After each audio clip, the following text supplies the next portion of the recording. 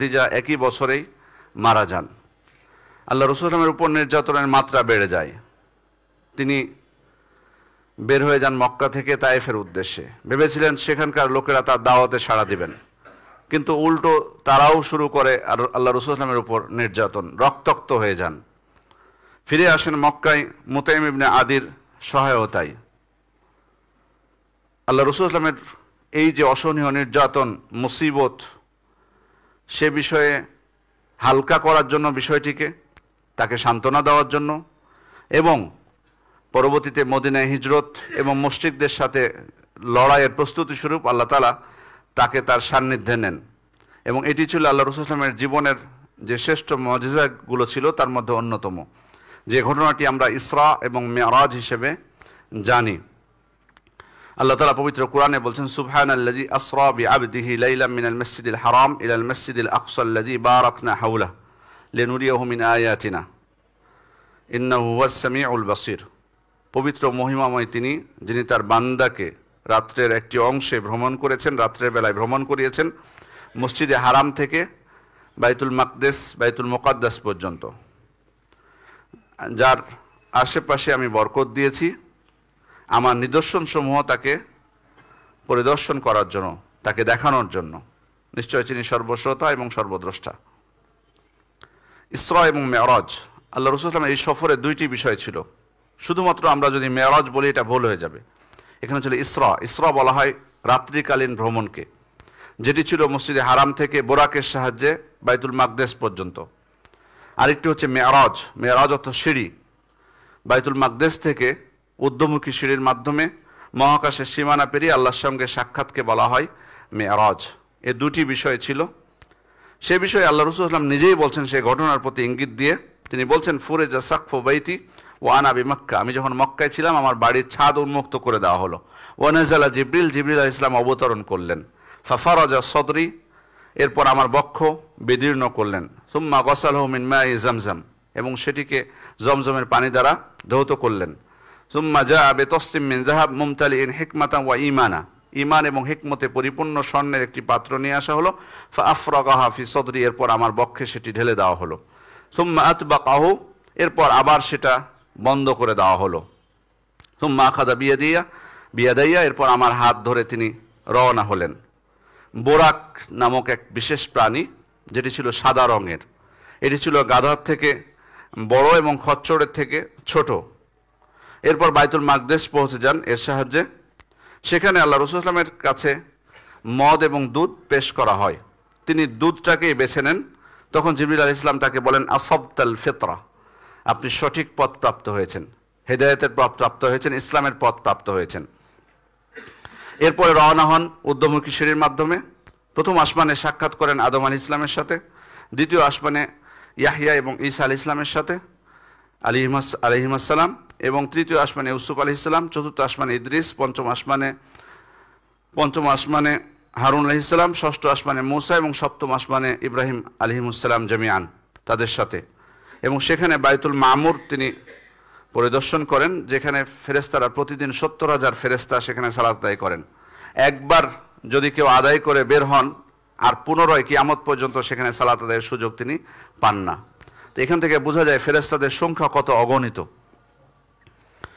এরপর সিদরাতুল মুনতাহা পর্যন্ত জিবরিল আলাইহিস সালামের সাথে তিনি পৌঁছে যান, এবং তারপরে তিনি আল্লাহ তাআলার সাথে সরাসরি কোনো প্রকার মাধ্যম ছাড়াই কথা বলেন। আল্লাহ তাআলা তার উপর ফরজ করে দেন 50 ওয়াক্ত সালাত। ফিরে আসার সময় মুসা আলাইহিস সালামের সাথে সাক্ষাৎ হয়, এবং তিনি তাকে 50 ওয়াক্ত সালাতের বিষয়ে অবহিত করলে মুসা আলাইহিস সালাম তাকে বলেছিলেন, ইরজি ইলা রাব্বিক ফাইন্না উম্মাতাকা লা তুতিকু যালিক, তুমি তোমার রবের কাছে ফিরে যাও, তোমার উম্মত এত ওয়াক্ত সালাত আদায় করতে পারবে না, তারা সক্ষম নয়। আল্লাহ তাআলার কাছে আল্লাহ রাসূল সাল্লাল্লাহু আলাইহি ওয়াসাল্লাম ফিরে যান, তার জন্য কমিয়ে দেন সালাত। বারবার যখন কমাচ্ছিলেন 5 ওয়াক্ত অথবা 10 ওয়াক্ত করে, মুসা আলাইহিস সালামের কাছে এসে যখন ফেরত আসছিলেন, তিনি বারবার বলছিলেন, এটাও তোমার উম্মত পারবে না, তুমি আবার যাও। শেষ পর্যন্ত 5 ওয়াক্ত সালাত আল্লাহ তাআলা নির্ধারণ করে দেন। মুসা আলাইহিস সালাম এই 5 ওয়াক্তের ক্ষেত্রেও আপত্তি জানিয়েছিলেন, এবং কেন আপত্তি জানিয়েছিলেন সেটার বাস্তবতা আপনাদেরকে, এটা বাস্তবে আমরা বুঝতেছি যে কেন আপত্তি জানিয়েছিলেন, এর বাস্তবতা কতটুকু। কিন্তু আল্লাহ রাসূল সাল্লাল্লাহু আলাইহি ওয়াসাল্লাম লজ্জাবোধ করেছিলেন আবার ফিরে যেতে, এই 5 ওয়াক্ত সালাত আমাদের জন্য নির্ধারণ করে দেওয়া হয়, তবে এ উম্মতের জন্য আল্লাহ তাআলার পক্ষ থেকে নিয়ামত হচ্ছে, যদিও আল্লাহ তাআলা কমিয়ে দিলেন 50 ওয়াক্ত থেকে 5 ওয়াক্ত, কিন্তু সবের দিক থেকে এই 5 ওয়াক্ত কিন্তু 50 ওয়াক্তের সমান। সেটি আল্লাহ তাআলাই বলে দিয়েছেন হিয়া খামসুন ওয়াহিয়া খামসুন। এটি যদিও গণনার দিক থেকে 5 ওয়াক্ত, কিন্তু সবের দিক থেকে 50 ওয়াক্তের সমান। অর্থাৎ 5 ওয়াক্ত সালাত যদি আমরা আদায় করি 50 ওয়াক্তের সমান সওয়াব আমরা পেয়ে যাব। আল্লাহ রাসূল সাল্লাল্লাহু আলাইহি ওয়াসাল্লাম এই সফরে জান্নাত এবং জাহান্নাম তিনি পরিদর্শন করেছেন। জান্নাতের বহু নিয়ামত এবং জাহান্নামের শাস্তি, বিভিন্ন প্রকার শাস্তি তিনি প্রত্যক্ষ করেছেন। বিভিন্ন প্রকার শাস্তি, যেমন এতিমের মাল যারা ভক্ষণ করে, সুদখোর, ব্যভিচারী, এরপরে গীবত যারা করে, যেমন আল্লাহ রাসূল সাল্লাল্লাহু আলাইহি ওয়াসাল্লাম বলছেন সুনানে আবু দাউদের হাদিস, লাম্মা উরিজা বি মারারতু বিকওমিন লাহুম আলফারুন মিন নুহাস। আমাকে যখন মেরাজে নিয়ে যাওয়া হলো, তখন একটা সম্প্রদায়ের নিকট দিয়ে আমি অতিক্রম করছিলাম যাদের নখ ছিল তামার, ইখমিশুনা উজুহাহুম ওয়া সুদুরহুম। সেই তামার নখ দিয়ে তারা তাদের মুখমণ্ডল এবং বুক আঁচড়াচ্ছিল, খামচাচ্ছিল। ফাকুলতু মান হাউলা ইয়া জিবরিল। আমি জিবরিল আলাইহিস সালামকে জিজ্ঞেস করলাম যে এরা কারা? তখন তিনি বললেন হাউলা ইল্লাযিনা ইয়াকুলুনা লুহুমান নাস। এরা তারাই যারা দুনিয়াতে মানুষের গোশত ভক্ষণ করত। ওয়া ইয়াকাউনা ফি আরাদিহিম, এবং তাদের মান সম্মানে ইজ্জতে আঘাত করত। তাহলে এর দ্বারা বোঝা যাচ্ছে যারা গীবত করত, মানুষের গোশত ভক্ষণ করার উদ্দেশ্য হলো গীবত করা। তাহলে আল্লাহ রাসূল সাল্লাল্লাহু আলাইহি ওয়াসাল্লাম এই সমস্ত শাস্তি তিনি প্রত্যক্ষ করেছিলেন। এরপরে ফিরে এসে আবার ফিরে আসলেন বাইতুল মাকদেসে। সেখানে এসে সালাত আদায় করেছিলেন সমস্ত নবীদেরকে নিয়ে, নবীদের রূহগুলোকে নিয়ে। যদিও এই সালাত 2 রাকাত সালাত কখন ছিল সেটা নিয়ে 2 ধরনের বর্ণনায় পাওয়া যায়। কোনো বর্ণনা অনুযায়ী মেরাজের পূর্বেই ঘটেছিল এই সালাত, আবার কেউ বলেছেন এটা ছিল পরে। যারা পরে বলেছেন তারা বলেছেন যে আল্লাহ রাসূল সাল্লাল্লাহু আলাইহি ওয়াসাল্লাম যখন প্রত্যেক আসমানে নবীদের সাথে সাক্ষাৎ করছিলেন, তখন প্রত্যেক নবী তাকে অভিনন্দন জানাচ্ছিলেন। এটা থেকে তারা মনে করেন যে সালাতটা ছিল পরে, তার মানে তাদের আগে সাক্ষাৎ হয়নি। তবে আসলে এখানে এভাবে ব্যাখ্যা না করাই ভালো হবে, কারণ নবীদেরকে নিয়ে যদি আগে সালাত আদায় করে থাকেন, সালাত আদায় করলে যে তাদের সাথে আল্লাহ রাসূল সাল্লাল্লাহু আলাইহি ওয়াসাল্লামের সাক্ষাৎ হয়েছে, কুশল বিনিময় হয়েছে, এটা বাধ্যতামূলক নয়, বরং শুধু সালাতই সংঘটিত হয়েছে এমনটাই হতে পারে। সে কারণে এটা বলা যাবে না যে আগে সালাত হয়নি, বরং যেহেতু উভয় প্রকার বর্ণনা এসেছে আমরা বলবো যে আল্লাহ তাআলাই অধিক অবগত, এবং কোনোটাই আমাদের জন্য কোনো সমস্যা নয়। যদি আগেও ঘটে থাকে পরেও ঘটে থাকে কোনো অসুবিধা নেই।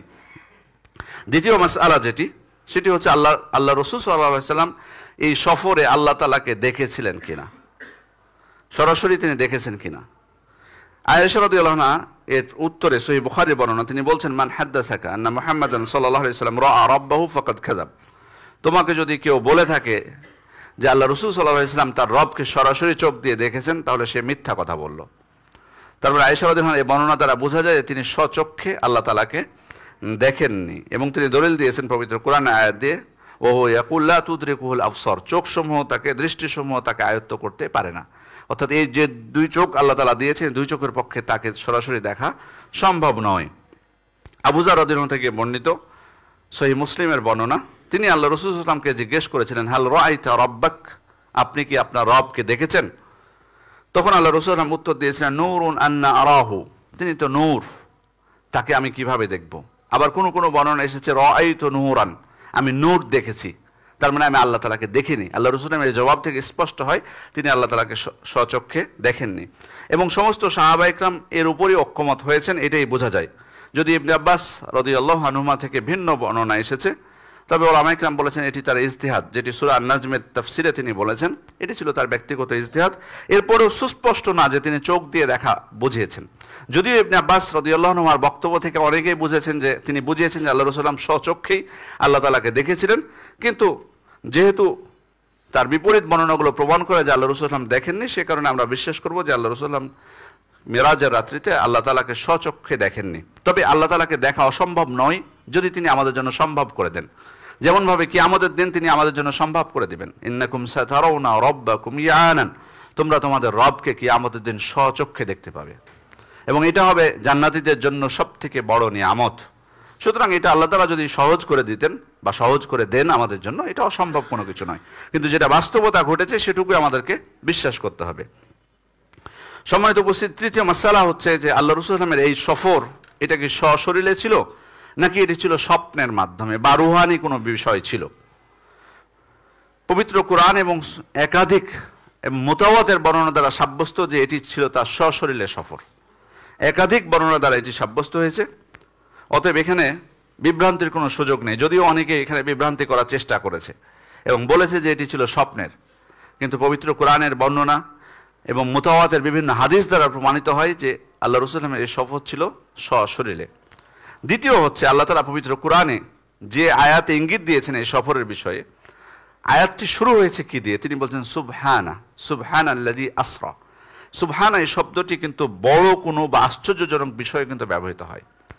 সুতরাং এটি যদি স্বপ্নের কোনো বিষয় হতো তাহলে এখানে আশ্চর্যের কোনো কিছুই ছিল না, কারণ স্বপ্নে সাধারণ মানুষই তো অনেক সময় উড়ে বেড়ায়, সাধারণ মানুষই অনেক সময় হয়তো আকাশে উড়ে বেড়াতে পারে পাখির মতো।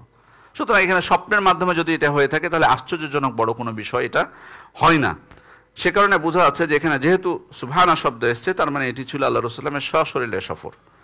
দ্বিতীয়, সুবহানাল্লাযী আসরা, এই ইসরা শব্দটি আমরা আগেই বলেছি যে রাত্রিকালীন ভ্রমণকে বোঝায়, এবং রাত্রিকালীন ভ্রমণ যেটা স্বপ্নের ভ্রমণ নয় বরং সশরীরে যেটা ভ্রমণ সেটাই বোঝায় ইসরা শব্দ দ্বারা। তৃতীয় হলো আবদ শব্দ ব্যবহার করেছেন আল্লাহ তাআলা, সুবহানাল্লাযী আসরা বিআবদিহি, তার আবদকে নিয়ে, তার বান্দাকে নিয়ে। ইবনে কাসির রাহমাতুল্লাহ আলাইহি তিনি আবদের ব্যাখ্যায় বলছেন যে আবদ শরীর এবং আত্মার সমন্বয়ে হয়, শুধুমাত্র আত্মাকে আবদ বলা হয় না, বরং শরীর এবং আত্মার সমন্বয়ে আবদ হয়। চতুর্থ হলো বুরাকের মাধ্যমে, যেটা আমরা বলেছি যে বিশেষ প্রাণী, তার মাধ্যমে আল্লাহ রাসূল সাল্লাল্লাহু আলাইহি ওয়াসাল্লাম সফরে গেছিলেন। এবং এটা ছিল যে বাস্তবে যে এটা ছিল তার প্রমাণ হচ্ছে মক্কার একটি কাফেলার সাথে আল্লাহ রাসূল সাল্লাল্লাহু আলাইহি ওয়াসাল্লামের সাক্ষাৎ এবং তাদের উট হারিয়ে যাওয়ার কাহিনী, যেটি পরবর্তীতে সত্য প্রমাণিত হয়। তার মানে বোঝা যাচ্ছে এটি ছিল বাস্তব ময়দানে, এটি স্বপ্নের কোনো বিষয় ছিল না। এরপরে আমরা যদি আরেকটু খেয়াল করি যে আল্লাহ রাসূল সাল্লাল্লাহু আলাইহি ওয়াসাল্লাম যখন তার সম্প্রদায়কে এসে এই ঘটনা বর্ণনা করলেন, তখন তারা কিন্তু এটাকে নিয়ে ঠাট্টা মশকরা করলো এবং অবিশ্বাস করলো। তবে যদি বিষয়টা স্বপ্নের হতো তাহলে এটিকে মিথ্যা প্রতিপন্ন করার কোনো সুযোগ ছিল না, মিথ্যা প্রতিপন্ন করার কোনো বিষয় ছিল না। আপনি যদি আজকে এসে বলেন যে আমি স্বপ্নে দেখেছি আমি বাংলাদেশের প্রধানমন্ত্রী হয়ে গেছি, তাহলে আমরা কি আপনাকে বলবো যে না আপনি স্বপ্নে দেখেননি, মিথ্যা কথা বলছেন? এটা কিন্তু বলতে পারবো না। আপনি স্বপ্নে আরও কিছু হতে পারেন, জাতিসংঘের মহাসচিব হতে পারেন, আমেরিকার প্রেসিডেন্টও হতে পারেন, এটা আমরা বলতে পারবো না যে আপনি মিথ্যা বলছেন। সুতরাং কিন্তু মক্কার কাফেররা, মুশরিকরা আল্লাহ রাসূল সাল্লাল্লাহু আলাইহি ওয়াসাল্লামকে মিথ্যুক বলেছে, মিথ্যা প্রতিপন্ন করেছে, এটাকে নিয়ে ঠাট্টা মশকরা করেছে। এবং তারা বলেছে তুমি যদি দেখে থাকো বলো তো। তাকে যখন বাইতুল মাকদেস সম্পর্কে জিজ্ঞেস করেছেন আল্লাহ তাআলা, আল্লাহ রাসূল সাল্লাল্লাহু আলাইহি ওয়াসাল্লামের সামনে সে বাইতুল মাকদেসকে তখন উপস্থাপন করেছেন যাতে আল্লাহ রাসূল সাল্লাল্লাহু আলাইহি ওয়াসাল্লাম সঠিকভাবে জবাব দিতে পারেন। এটিও কিন্তু আল্লাহ রাসূল সাল্লাল্লাহু আলাইহি ওয়াসাল্লামের জন্য একটি মুজিজা। সুতরাং এখান থেকে বোঝা যাচ্ছে, এবং বহু তখন যারা নতুন মুসলিম হয়েছিল অনেকে মুরতাদ হয়ে যায় এই ঘটনার পরে, দুর্বল ঈমানের কারণে তারা আল্লাহ রাসূল সাল্লাল্লাহু আলাইহি ওয়াসাল্লামের উপর অবিশ্বাস করে বসে এবং মুরতাদ হয়ে যায়। তাহলে এই বিষয়গুলো থেকে, এবং এই জন্যই কিন্তু আল্লাহ তাআলা এই মেরাজকে পবিত্র কোরআনে বলেছেন ফিতনাতান লিন্নাস, মানুষের জন্য পরীক্ষা স্বরূপ। বাস্তবে এটা ঈমানের পরীক্ষা হয়ে গেছে যে কে কত ঈমানদার, আল্লাহ রাসূল সাল্লাল্লাহু আলাইহি ওয়াসাল্লামকে বিশ্বাস করে কতটুকু। তাহলে এই বর্ণনাগুলো থেকে স্পষ্ট প্রতীয়মান হয় বা এই বিশ্লেষণগুলো থেকে স্পষ্ট প্রতীয়মান হয় যে এই সফর ছিল, আল্লাহ রাসূল সাল্লাল্লাহু আলাইহি ওয়াসাল্লামের এই সফর ছিল সশরীরে। কি হিকমত বা শিক্ষা আমরা লাভ করতে পারি এই ইসরা এবং মেরাজ থেকে? প্রথম বিষয় হলো এই মেরাজের মাধ্যমে আল্লাহ রাসূল সাল্লাল্লাহু আলাইহি ওয়াসাল্লামের মর্যাদা আল্লাহ তাআলা বাড়িয়ে দিয়েছেন। কারণ প্রথম বিষয় আল্লাহ তাআলা ইঙ্গিত দিয়েছেন এখানে, তিনি বলেছেন সুবহানাল্লাযী আসরা বিআবদিহি, তিনি তার বান্দাকে রাত্রিতে ভ্রমণ করিয়েছেন। তার বান্দাকে, সবাই তো আল্লাহর বান্দা, আমরাও তো আল্লাহর বান্দা, কিন্তু যখন আল্লাহ তাআলা বলছেন তার বান্দা আল্লাহ রাসূল সাল্লাল্লাহু আলাইহি ওয়াসাল্লামকে, তার মানে তার বিশেষত্ব প্রমাণিত হয়। এটা কিন্তু দুনিয়াতেও সম্ভব। ধরুন কোনো টিচার ক্লাসে যদি বলে স্বাভাবিকভাবে যে আমার ছাত্রটা কোথায়, আমার ছাত্রটা কোথায়, সবাই তো ধরুন ওনার বিশেষ কোনো ভালো স্টুডেন্ট, মেধাবী স্টুডেন্ট ক্লাসে অনুপস্থিত, তখন উনি কি বলছেন যে আমার ছাত্রটা কোথায়। এর মাধ্যমে কিন্তু ওনার মাধ্যমে কিন্তু বোঝা যায় যে কি ওনার ছাত্র তো সবাই ওনার সামনে, কিন্তু ওনার ছাত্র বলতে উনি অবশ্যই এখানে বিশেষত্ব বোঝাচ্ছেন সেখানে। তেমনইভাবে এখানে আল্লাহর বান্দা বলে অবশ্যই আল্লাহ রাসূল সাল্লাল্লাহু আলাইহি ওয়াসাল্লামের মর্যাদা এখানে উন্নীত করেছেন তিনি। এরপরে দ্বিতীয় বিষয় হচ্ছে যে মুজিজা, যে মুজিজাটি হচ্ছে যে আল্লাহ তাআলা কি বলছেন, লাইলান, রাত্রের একটি অংশ, জুজউম মিনাল লাইল। দেখুন এত কিছু ঘটেছে, মক্কার মসজিদে হারাম থেকে বাইতুল মাকদেসে যাওয়া, সেখানে সালাত আদায় করা, আবার সপ্ত আকাশ পেরিয়ে আল্লাহর সাথে সাক্ষাৎ, তারপরে কত ঘটনা ঘটলো, সালাত ফরজ হলো 50 ওয়াক্ত, সেখানেও তো অনেক দেরি হয়েছে। তারপরও সফরটা ছিল রাত্রের একটা অংশে, পুরো রাত্রিও প্রয়োজন হয়নি। এখান থেকে বিষয়টা কত আশ্চর্যজনক, এবং আল্লাহ রাসূলের জন্য যেটি স্পষ্ট মর্যাদা ছিল এতে কোনো সন্দেহ নাই। এবং সেজন্যই আল্লাহ তাআলা বলেছেন লিনুরিয়াহু মিন আয়াতিনা, আমার নিদর্শন সমূহ তাকে প্রত্যক্ষ করানোর জন্য, তাকে দেখানোর জন্য। খেয়াল করে দেখুন যে আল্লাহ তাআলা অন্যান্য নবীদেরকে কিন্তু মুজিজা দান করেছেন, বিভিন্ন মুজিজা তারা প্রাপ্ত হয়েছিলেন। ইব্রাহিম আলাইহিস সালাম আগুনে পড়ে গেছেন, তবুও আগুন তার জন্য শান্তিদায়ক হয়ে গেছে। তিনি পাখি জবাই করেছেন, 4টা পাখি 4 পাহাড়ে রেখে দিয়েছেন, ডাক দিয়েছেন, চলে এসেছে। মুসা আলাইহিস সালামের লাঠি সহ আরো কত মুজিজা অন্যান্য নবীদেরকে দিয়েছিলেন। কিন্তু সেই মুজিজাগুলো খেয়াল করে দেখি সেগুলো ছিল সবগুলো দুনিয়ায়, কিন্তু আল্লাহ রাসূল সাল্লাল্লাহু আলাইহি ওয়াসাল্লামের এই মুজিজা আকাশ পেরিয়ে পার হয়ে গেছে। তাহলে বোঝা যাচ্ছে যে এর মাধ্যমে আল্লাহ রাসূল সাল্লাল্লাহু আলাইহি ওয়াসাল্লামের শ্রেষ্ঠত্ব প্রমাণিত হয়েছে। এরপরে আল্লাহ রাসূল সাল্লাল্লাহু আলাইহি ওয়াসাল্লাম সালাত আদায় করলেন। আল্লাহ রাসূল সাল্লাল্লাহু আলাইহি ওয়াসাল্লামের ইমামতিতে সমস্ত নবীরা সালাত আদায় করেছেন। এর মাধ্যমে তার অন্য নবীদের উপর যে শ্রেষ্ঠত্ব ছিল সেটা প্রমাণিত হয়। এই জন্যই তো আল্লাহ রাসূল সাল্লাল্লাহু আলাইহি ওয়াসাল্লাম বলেছিলেন, লাউ কানা মূসা হাইয়ান, লাউ আন্না মূসা কানা হাইয়ান মা ওয়াসিআহু ইল্লা ইত্তিবাই। যদি মূসা আজকে বেঁচে থাকতেন, নবী মূসা আলাইহিস সালাম যদি আজকে বেঁচে থাকতেন, আমার অনুসরণ ছাড়া তার অন্য কোনো পথ ছিল না, অবশ্যই আমারই অনুসরণ তাকে করতে হতো। আর এই জন্যই আল্লাহ রাসূল সাল্লাল্লাহু আলাইহি ওয়াসাল্লাম তিনি মারা গেছেন, কিন্তু ঈসা আলাইহিস সালাম কিয়ামতের আগে আবার দুনিয়াতে আসবেন, তাকে আল্লাহ উঠিয়ে নিয়েছিলেন। কিন্তু দুনিয়াতে এসে কিন্তু তিনি, যদিও নবীর বৈশিষ্ট্য তার মধ্যে থাকবে, কিন্তু তিনি অনুসরণ করবেন মুহাম্মদ রাসূলুল্লাহ সাল্লাল্লাহু আলাইহি ওয়াসাল্লামের শরীয়তের। এখান থেকে আল্লাহ রাসূল সাল্লাল্লাহু আলাইহি ওয়াসাল্লামের অন্যান্য নবীদের উপর যে শ্রেষ্ঠত্ব সেটা কিন্তু স্পষ্টভাবে প্রমাণিত হয়। আর এজন্য এখান থেকে বোঝা যাচ্ছে যে এখন বর্তমান যুগে ইসলামের অনুসরণ ছাড়া, ইসলাম দিন এই ধর্ম অনুসরণ ছাড়া আর অন্য কোনো পথ নেই। যদি কেউ বলে যে আমি যে কোনো একটা ধর্ম পালন করলেই হবে, সেটা গ্রহণযোগ্য নয়। এমনকি নবীরাও আবার এসে দেখুন মুহাম্মদ সাল্লাল্লাহু আলাইহি ওয়াসাল্লামের অনুসরণ তারা করবেন, এই ইসলাম, যে ইসলাম তিনি নিয়ে এসেছিলেন। সুতরাং অন্য কোনো দিন অনুসরণ করলে যে আমি বেঁচে যাব যে কোনো একটা দিন, সেটা কিন্তু না। এই জন্য আল্লাহ তাআলা বলেছেন ওয়ামান ইয়াবতাগি গায়রাল ইসলামি দীনান ফালা ইউকবালা মিনহু, যে ইসলাম ছাড়া অন্য কোনো দিন অন্বেষণ করবে সেটা তার পক্ষ থেকে গ্রহণ করা হবে না, বরং সে আখিরাতে ক্ষতিগ্রস্তদের অন্তর্ভুক্ত হবে। সম্মানিত উপস্থিতি, এই ইসরা এবং মেরাজ আমরা যদি একটু খেয়াল করি সংগঠিত হয়েছিল, সেটা কিন্তু সংগঠিত হয়েছে আল্লাহ তাআলা ইচ্ছা করলে আল্লাহ রাসূল সাল্লাল্লাহু আলাইহি ওয়াসাল্লামকে তিনি কিন্তু সরাসরি মক্কা থেকে নিতে পারতেন, তার সান্নিধ্যে সরাসরি মসজিদে হারাম থেকে নিতে পারতেন। কিন্তু সফরটা যদি আমরা খেয়াল করি, প্রথমে ছিল কি মসজিদে হারাম থেকে বাইতুল মাকদেস পর্যন্ত, বাইতুল মুকাদ্দাস পর্যন্ত, তারপর সেখান থেকে নিয়েছেন আবার সেখানে ফিরিয়ে দিয়ে আবার মক্কায়। এর মাধ্যমে আল্লাহ তাআলা ইঙ্গিত দিয়েছেন যে এই বাইতুল মুকাদ্দাস, বাইতুল মাকদেস, ফিলিস্তিন, এর অধিকারী হচ্ছে, এর মালিক হচ্ছে, এর উত্তরাধিকারী হচ্ছে মুসলিমরা, এর উত্তরাধিকারী হচ্ছে প্রকৃত মুসলিমরা। যদিও ওই অমানুষ ইহুদিরা দাবি করছে যে এটা তাদের, বা তারা সেটা দখল করে আছে, কিন্তু এটা প্রকৃতপক্ষে মুসলিমদেরই। আল্লাহ তাআলা দেখুন এই জায়গার মর্যাদা কিভাবে বাড়িয়ে দিয়েছেন। কারণ এই বাইতুল মাকদেস বা ফিলিস্তিন কিন্তু অনেক নবীদের আবাসভূমি, কারো জন্মভূমি, আবার কেউ পরবর্তীতে হিজরত করে সেখানে গেছেন। বহু নবী সেখানে, যেমন ইব্রাহিম আলাইহিস সালাম, ইসহাক, ইয়াকুব, দাউদ, সুলাইমান, ইয়াহইয়া, জাকারিয়া, ঈসা, তারপরে লূত, সালেহ আলাইহিমুস সালাম জামিয়ান, তারা প্রত্যেকেই ফিলিস্তিনে ছিলেন। দ্বিতীয় হচ্ছে এটি হচ্ছে মুসলিমদের প্রথম কিবলা। এই বাইতুল মাকদেস হচ্ছে মুসলিমদের প্রথম কিবলা, এবং এই জমিনে প্রতিষ্ঠিত দ্বিতীয় মসজিদ। মসজিদে হারামের পরে যে মসজিদটি এই জমিনে প্রতিষ্ঠিত হয়েছে সেটি হচ্ছে এই বাইতুল মাকদেস। এবং এই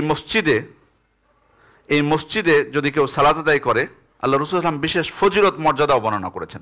বিভিন্ন প্রকার বর্ণনা আছে, তবে কোন বিশেষ বর্ণনা যেটি, সেটা হলো 500, অন্যান্য মসজিদের তুলনায় 500 গুণ সওয়াব তার বেশি হবে যদি এই বাইতুল মাকদেসে কেউ সালাত আদায় করে। এবং 3টি মসজিদের অন্তর্ভুক্ত, যে 3টি মসজিদের নেকির উদ্দেশ্যে, সওয়াবের উদ্দেশ্যে সফর করা যায়। লা তুশাদ্দু রিহালু ইল্লা ইলা সালাসাতি মাসাজিদ, 3টি মসজিদে শুধুমাত্র নেকির উদ্দেশ্যে সফর করা যায়, তার মধ্যে এটি একটি মসজিদ।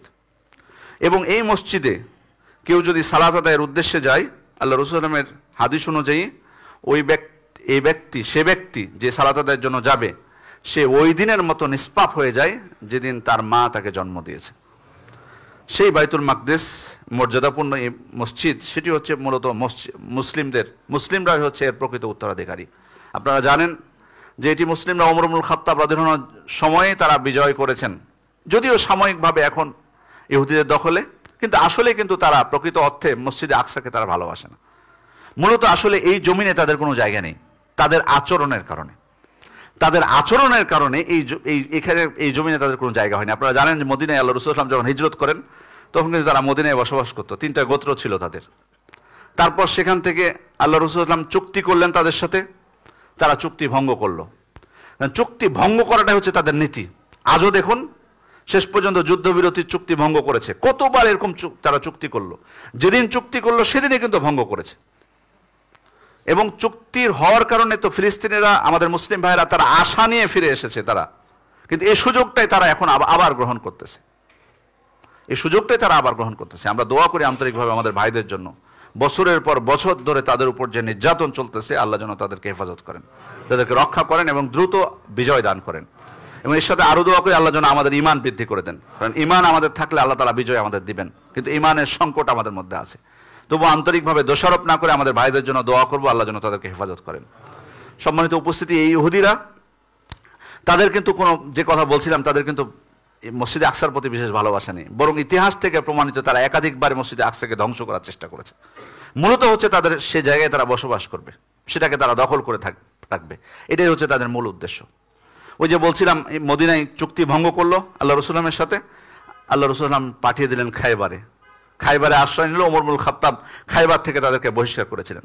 আসলে তাদের আচরণের কারণে, তাদের বিভিন্ন নিকৃষ্ট আচরণ আছে, তার মধ্যে যে একটা তাদের প্রতিশ্রুতি ভঙ্গ করা, এই কারণে এই জমিনে তাদের কোনো জায়গা নেই, জোর জবরদখল করে বসে আছে। আমরা আশা করি যে যদি আমরা আমাদের ঈমানকে বৃদ্ধি করতে পারি, আল্লাহ তাআলা আমাদের উপর রহমত করবেন ইনশাআল্লাহ। এই ফিলিস্তিন আমাদেরই হবে বিইজনিল্লাহ, ইনশাআল্লাহ।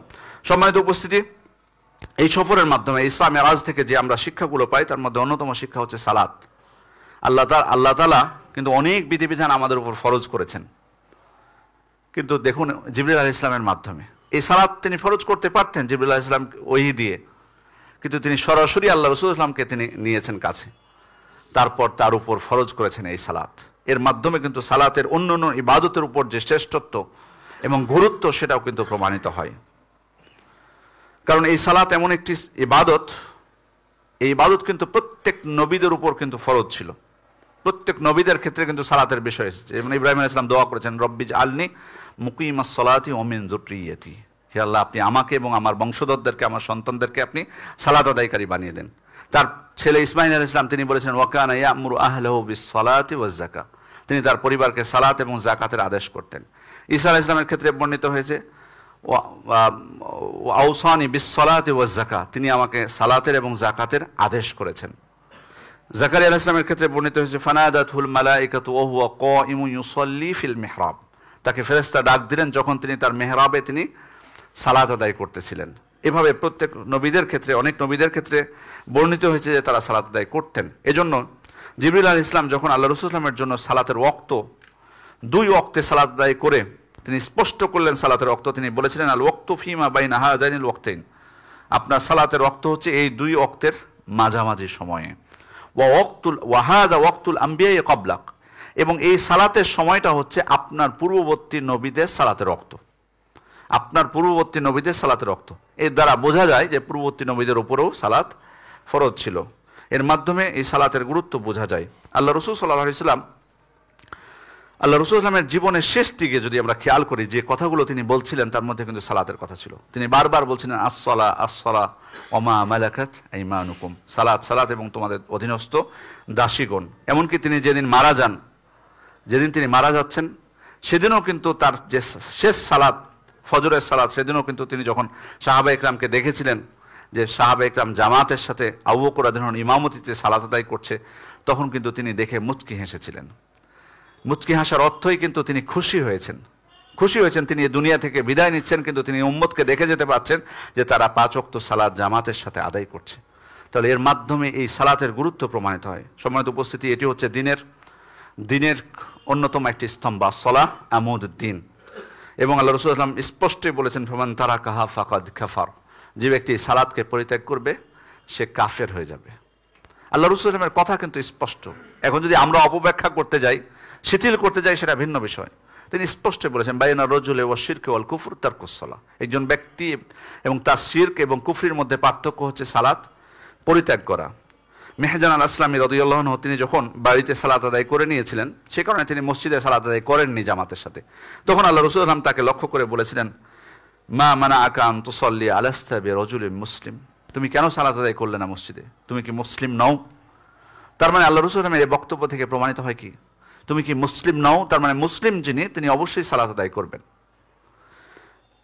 আল্লাহ রাসূল সাল্লাল্লাহু আলাইহি ওয়াসাল্লাম আরো ভয়ঙ্কর কথা বলেছেন, যেটি মুসনাদ আহমদের বর্ণনা, মুহাদ্দিসদের একটা বড় অংশে বর্ণনাটিকে সহিহ বলেছেন এবং অন্যান্য বর্ণনার সাথে অন্যান্য বর্ণনাও এটিকে সমর্থন করে। সেটি হচ্ছে আল্লাহ রাসূল সাল্লাল্লাহু আলাইহি ওয়াসাল্লাম বলছেন, মান হাফাজা আলাইহা কানাত লাহু নূরান ওয়া বুরহানান ওয়া নাজাতান ইয়াউমাল কিয়ামা। যে ব্যক্তি সালাতের হেফাজত করবে, সালাতের হেফাজত বলতে সালাত প্রতি ওয়াক্তে পড়া, সালাত সঠিকভাবে আদায় করা, রুকুন ওয়াজিব মুস্তাহাব পদ্ধতি সহ। আল্লাহ রাসূল সাল্লাল্লাহু আলাইহি ওয়াসাল্লাম বলছেন যে ব্যক্তি এই সালাতের হেফাজত করবে, সালাত পড়বে, এই সালাত তার জন্য হবে কিয়ামতের দিন নূর, আলো, বুরহান, তার দলিল। দলিল বলতে তার যে ঈমান ছিল, তিনি যে মুসলিম ছিলেন, তার দলিল হবে এই সালাতটা। ওয়া নাজাতান ইয়াউমাল কিয়ামা, এবং কিয়ামতের দিন তিনি মুক্তি পাবেন, কিয়ামতের দিন তিনি মুক্তি পাবেন এই সালাতের মাধ্যমে। ওমান লাম ইউহাফিজ আলাইহা, কেউ যদি সালাতের হেফাজত না করে, লাম ইয়াকুন লাহু নূরুন ওয়ালা বুরহানুন ওয়ালা নাজাতুন ইয়াউমাল কিয়ামা, তাহলে এই সালাত তার জন্য নূর হবে না, তার জন্য দলিল হবে না, তার জন্য মুক্তির কারণও হবে না। আল্লাহ রাসূল সাল্লাল্লাহু আলাইহি ওয়াসাল্লাম এই কথা বলার পর পরবর্তী যে কথাটি বলছেন এটি সবথেকে ভয়ঙ্কর। তিনি তারপর বলছেন, ওয়াকানা ইয়াউমাল কিয়ামা মা কারুন, যারা সালাত পরিত্যাগ করবে তারা কিয়ামতের দিন থাকবে কারুনের সাথে, ও ফিরাউনের সাথে, ও হামানের সাথে, ও উবাই ইবনে খালাফের সাথে। চারটি নাম এখানে আল্লাহ রাসূল সাল্লাল্লাহু আলাইহি ওয়াসাল্লাম বলেছেন। আমরা কি চাই যে আসলে এই চারজনের সাথে থাকতে? আমার মনে হয় না যে কোনো ব্যক্তি এখানে চায় এই চারজনের সাথে কিয়ামতের দিন থাকতে। এই চারজনের সাথে থাকার অর্থটা কি? ফিরাউনের সাথে যে সালাত আদায় করবে না, সে ফিরাউনের সাথে থাকবে, সে কারুনের সাথে থাকবে, এর দ্বারা কি বোঝায়? আমি যদি মুসলিম হয়ে মারা যাই, আমি থাকবো ফিরাউনের সাথে? আমি কারুনের সাথে থাকবো? তাহলে সম্মানিত উপস্থিতি, আসলে ফতোয়া শিথিল করে দিলেই যে আপনি খুশি হয়ে যাবেন সেটা কিন্তু না। আপনাকে বলে দিল কেউ যে 5 ওয়াক্ত সালাত আদায় না করলেও কোনো সমস্যা নেই, আমি হয়তো বলে দিলাম, আপনি আমাকে জিজ্ঞেস করলেন যে সালাত যদি পরিত্যাগ করি কাফের হয়ে যাবো কিনা, আমি বললাম না, কাফের হবেন না, যেহেতু আপনি শাহাদাতাইন পাঠ করেছেন সেহেতু অসুবিধা নেই। আমি বলে দিলাম অসুবিধা নেই, কিন্তু তাই বলে কি আপনি মুক্তি পেয়ে গেলেন আমার কথায়? কারণ আমি আল্লাহ রাসূল সাল্লাল্লাহু আলাইহি ওয়াসাল্লাম যে কথাগুলো বলেছেন সেটাকে আপনি কিভাবে কি বলবেন সেটার জবাবে?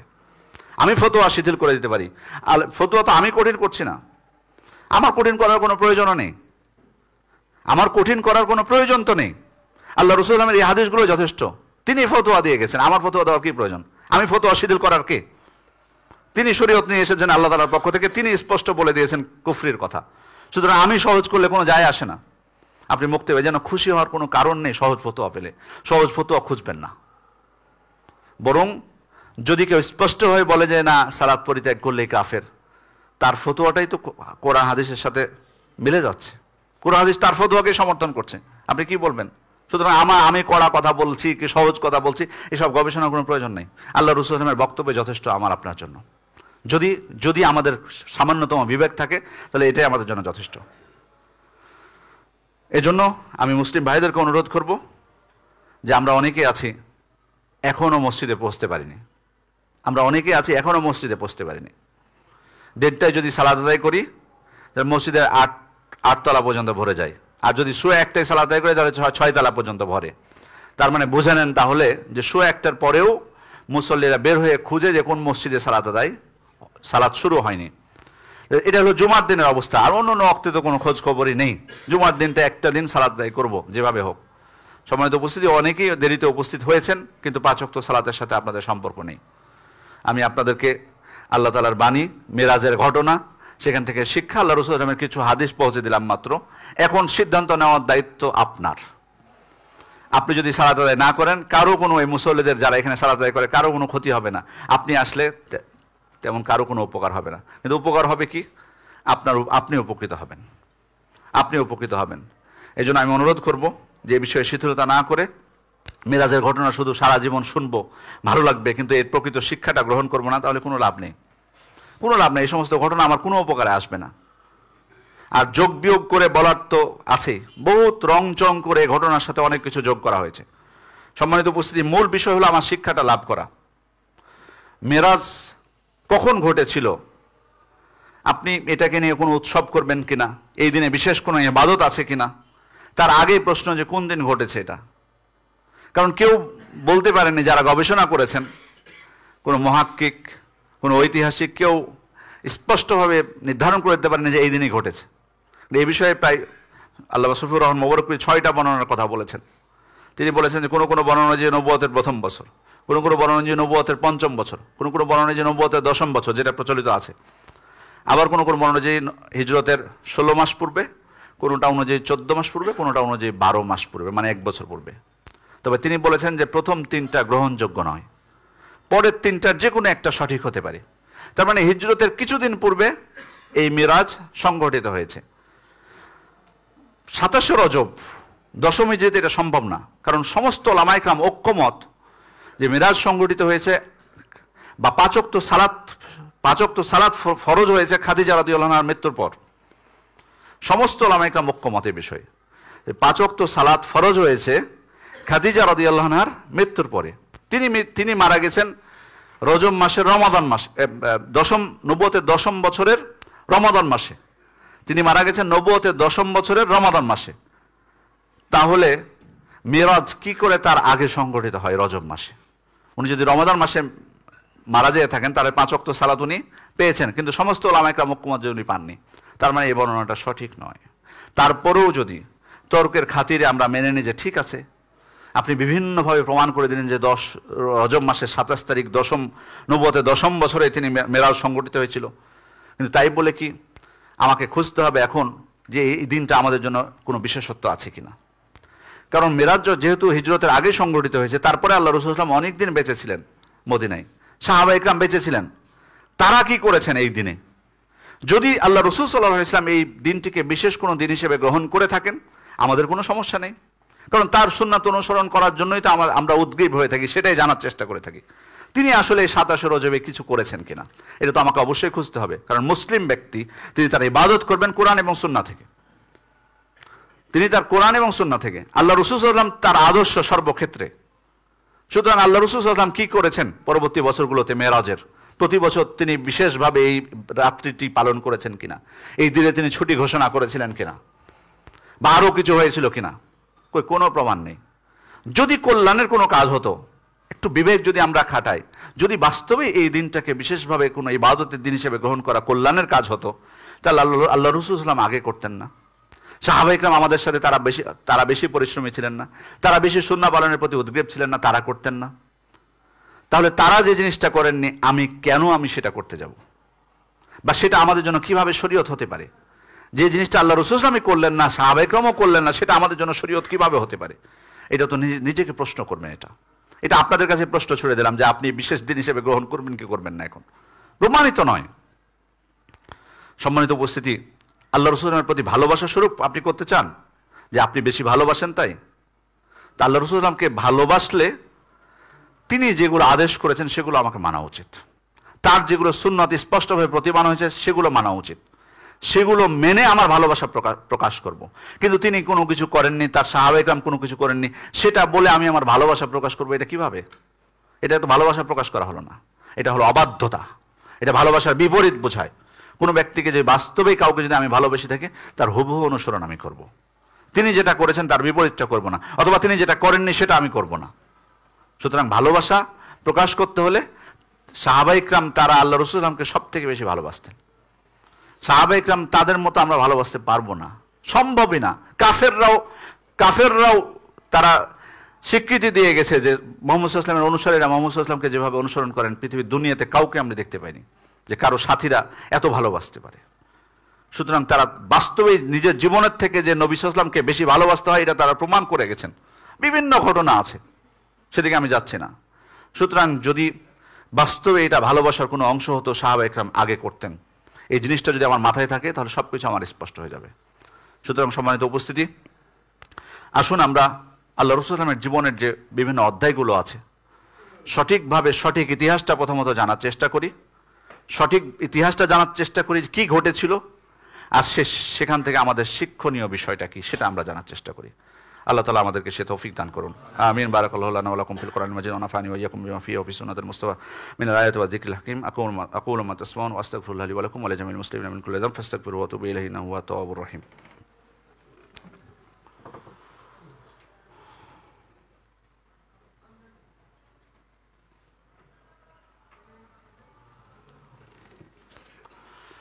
إن الحمد لله نحمده ونستعينه ونستغفره ونعوذ بالله من شرور أنفسنا ومن سيئات أعمالنا من يهده الله فلا مضل له ومن يضلل فلا هادي له وأشهد أن لا إله إلا الله وحده لا شريك له وأشهد أن محمدا عبده ورسوله أما بعد فإن الله أمركم بأمر بدأ فيه بنفسه وثنى بملائكة قدسه وثلث بكم أيها المؤمنون فقال عز من قائل عليما إن الله وملائكته يصلون على النبي يا أيها الذين آمنوا صلوا عليه وسلموا تسليما وقال صلى الله عليه وسلم من صلى عليه صلاة صلى الله عليه عشرة اللهم صل على محمد وعلى آل محمد كما صليت على إبراهيم وعلى آل إبراهيم إنك حميد مجيد اللهم بارك على محمد وعلى آل محمد كما باركت على إبراهيم وعلى آل إبراهيم إنك حميد مجيد وارض اللهم عن الخلفاء الراشدين والأئمة المهديين أبي بكر وعمر وعثمان وعلي وعن سائر أصحاب نبيك والتابعين ومن تبعهم بإحسان إلى يوم الدين اللهم أعز الإسلام والمسلمين اللهم أذل الشرك والمشركين اللهم انصر المسلمين في كل مكان اللهم انصر المسلمين في كل مكان اللهم انصر المسلمين في كل مكان ربنا آتنا في الدنيا حسنة وفي الآخرة حسنة وقنا عذاب النار ربنا ظلمنا أنفسنا وإن لم تغفر لنا وترحمنا لنكونن من الخاسرين اللهم اشف مرضانا وارحم موتانا واغفر لنا جميعا يا رب العالمين اللهم اشف مرضانا وارحم موتانا واغفر لنا جميعا يا رب العالمين اللهم اشف مرضانا وارحم موتانا واغفر لنا جميعا يا رب العالمين আমাদের মধ্যে যারা অসুস্থ আছেন আমরা আন্তরিকভাবে দোয়া করি আল্লাহ যেন তাদেরকে সুস্থতা দান করেন। অনেকে বিপদগ্রস্ত আছেন তাদের জন্য দোয়া করব আল্লাহ যেন তাদেরকে বিপদ থেকে উদ্ধার করেন এবং যারা মারা গেছেন তাদেরকে আল্লাহ তাআলা যেন ক্ষমা করে দেন এবং কবর আযাব থেকে রক্ষা করেন, জান্নাতুল ফেরদাউস দান করেন। আমিন। রব্বানা তাকাব্বাল মিন্না ইন্নাকা আনতাস সামিউল আলিম ওয়া তুব আলাইনা ইন্নাকা আনতাত তাওয়াবুর রহিম। ইবাদাল্লাহ ইয়ারহামুকুমুল্লাহ ইন্নাল্লাহা ইয়া'মুরু বিল আদলি ওয়াল ইহসান ওয়া ইতা'i যিল কুরবা ওয়া ইয়ানহা আনিল ফাহশাই ওয়াল মুনকার ওয়াল বাগই ইয়া'iদুকুম লা'আল্লাকুম তাযাক্কারুন ফাযকুরুল্লাহা ইয়াযকুরকুম ওয়াদউহু ইস্তাজিব লাকুম ওয়া লাযিকরুল্লাহি আকবার ওয়াল্লাহু ইয়া'লামু মা তাসনাউন। কুমু ইলা সালাতিকুম।